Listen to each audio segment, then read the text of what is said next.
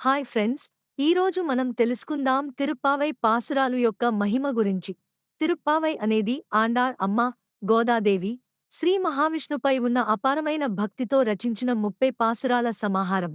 ధనుర్మాసం మొత్తం ప్రతిరోజు ఒక్కో పాసురాన్ని పఠిస్తూ శ్రీకృష్ణుడిని వరుడిగా పొందాలనే గోపికల భావాన్ని ఆండాళ్ అమ్మ వ్యక్తపరిచింది. ప్రతి పాసురం భక్తి, వినయం, సమర్పణ, క్రమశిక్షణ వంటి విలువలను మనకు బోధిస్తుంది.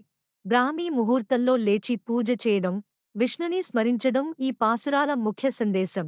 తిరుప్పావై పఠనంతో మనసుకు శాంతి, ఇంటికి శుభఫలాలు, జీవితానికి ఆధ్యాత్మిక మార్గదర్శనం లభిస్తాయని భక్తుల విశ్వాసం. అందుకే ధనుర్మాసం అంటే తిరుప్పావై, ఆండాళ్ అమ్మ, శ్రీ మహావిష్ణువు ఈ 3 విడదీయరాని భాగాలు. ఓం నమో నారాయణాయ. జై Srimannarayana. Thank you for watching the video friends. Please like, share and subscribe our channel friends.